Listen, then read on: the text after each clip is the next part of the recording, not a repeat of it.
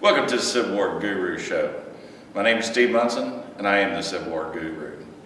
Today I'm here with my grandson, Brendan Cole, who's our cameraman, and we're going to shoot a wonderful video here on a famous Mississippian, Colonel Thomas White of the 9th Mississippi. So Brendan, man the camera, let's get this show on the road. In front of us we have the uniform grouping of Colonel Thomas H. White of the 9th Mississippi Mounted Infantry. Colonel White enlisted in the Confederacy in Memphis, Tennessee in 1861, and he was elected to the rank of colonel to lead the 9th Mississippi. Colonel White fought at the Battle of Shiloh and was wounded. Then he accompanied Braxton Bragg in his invasion of Kentucky in 1862.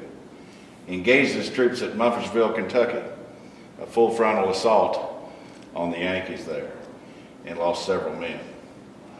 They came into Bardstown, Kentucky, and that's where we are here. We're at the Battle of the Western Theater Museum in Bardstown, Kentucky. They stayed in Bardstown for about 30 days, and as the Yankees were coming down from Louisville, they went east, and they decided to make their stand at the Battle of Perryville. They won the Battle of Perryville, and they exited. They had 19,000 troops, the entire army of Braxton and Bragg, which included the 9th Mississippi, and you had 60,000 Union troops. So the odds were against them. So they retreated from Perryville on back into Nashville. They fought at the Battle of Stones River, Tennessee. After the Battle of Stones River, they joined General Nathaniel Bedford Forrest's cavalry. They fought at the Battle of Chattanooga, Missionary Ridge, Chickamauga. They fought at Atlanta, Nashville, and Franklin.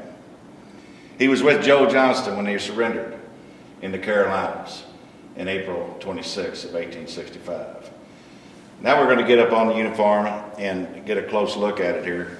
Brendan Cole's going to get some shots. This is a hand-tailored uniform. If you notice it, as in the portrait, it had no rank. In 1863, they quit wearing ranks on their collars because of the snipers. This has 11-inch ballooned elbows. The coat is actually in good condition compared to a lot of coats. It's been stabilized. It's had moffing. If you look at the buttons, they're coin buttons covered with cloth. He's wearing a Heyman belt and plate with the English style CS. That's made in Atlanta, Georgia. And you have an Atlanta, Georgia pigskin holster. And then we're going to go down below, and I'm going to have Brendan shoot his sword. What he carried as a sword was a College Hill cavalry sword.